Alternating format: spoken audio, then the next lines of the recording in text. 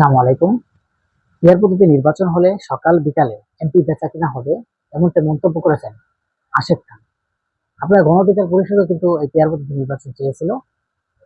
আসলে সে থেকেও তারা মনে হয় সরে গেছে। যাই হোক, তারা বলেছেন যে আলোচনা চলছে টেবিলে, এবং সেই আলোচনার মাধ্যমে জামাত এবং চরমোনাই তারা যে আন্দোলন করতেছে, সংগ্রাম করতেছে, এটা কিন্তু আসলে বেআইনি একটা কাজ। কারণ পেয়ার পদ্ধতি নির্বাচন বাংলাদেশের জন্য, আমরা আগেই বলেছি যে পেয়ার পদ্ধতি নির্বাচন বাংলাদেশের জন্য গ্রহণযোগ্যতা হবে না। কারণ এই পেয়ার পদ্ধতি নির্বাচন হলে সকাল বিকালে এমপি বেচা কিনা হবে। তার মানে হচ্ছে যে এই যে পেয়ার পদ্ধতি নির্বাচন, সেটা আপনার এই যে সকালে ধরেন এমপি বেচা কিনা হবে, সকালে কে কত টাকা দিবে, ধরেন একজন বলবে আমি 20 লাখ দিব, আরেকজন বলবে আমি 1 কোটি দেবো, আরেকজন বলবে আমি 5 কোটি টাকা দেবো, তাহলে আমাকে এমপি দেন। এভাবে কিন্তু এমপি বিক্রি করা হবে।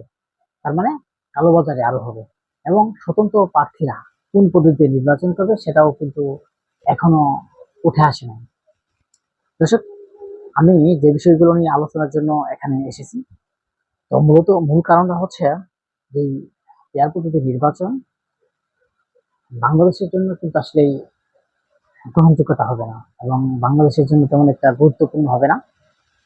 কারণ পেয়ার পদ্ধতি নির্বাচন, আপনারা দেখেন যে পেয়ার পদ্ধতি নির্বাচনের সিস্টেমটা, আমি কিন্তু বারবার বলেছি যে পেয়ার পদ্ধতি নির্বাচনের সিস্টেমটা হচ্ছে যে আপনার একটি আসনে সেটা কিন্তু কোনো ব্যক্তিকে ভোট দেওয়া হবে না, এবং চরমোনাই এবং জামাত বলেছেন ব্যক্তিকে ভোট দিয়ে পেয়ার পদ্ধতি নির্বাচন হবে। কিন্তু দলীয় ব্যক্তি সেখান থেকে ব্যক্তি হবে না, সেখানে মার্কা হবে। ধরেন এনসিপি বা গণ অধিকার পরিষদের বা চরমোনাই বা অন্য দলের বিএনপির যে মার্কা আছে, সেই মার্কায় তারা ভোট দেবে। পার্সেন্ট অনুযায়ী কে কয়টা এমপি পেলে সে আসন পাবে।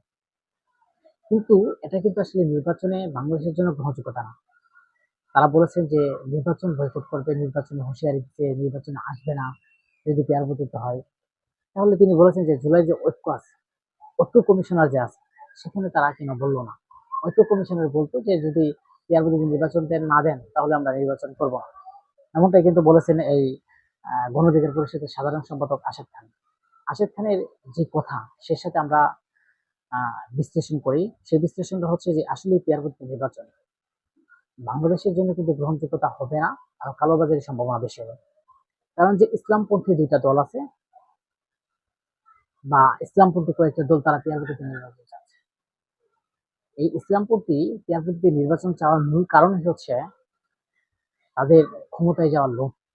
তার আগামীতে ক্ষমতায় কিভাবে যাবে এবং কয়টা আসন পাবে, সেই এমপি মন্ত্রী হবে, তার চিন্তা চেতনা এমনটাই। আপনি দেখেন, চরমোনাই নাকি 1957 সালে প্রতিষ্ঠিত হয়েছে, আজ পর্যন্ত একটা এমপিও সংসদে যেতে পারে নাই।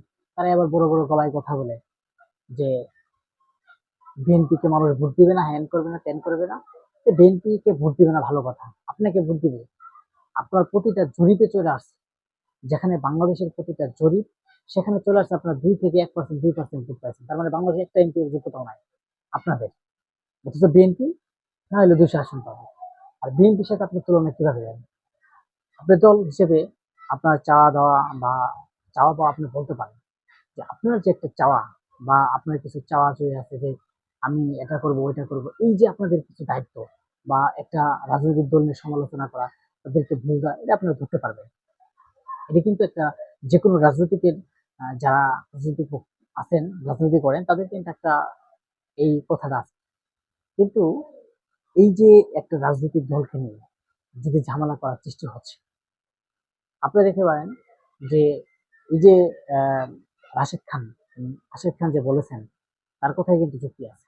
তার কথাই কিন্তু স্পষ্ট ভাবে বলে দিয়েছেন যে যদি পেয়ার পদ্ধতি নির্বাচন হয়, বাংলাদেশে আরো এমপি মন্ত্রী এবং কালোবাজারি বাংলাদেশে আরো বেশি হবে, কমবে না।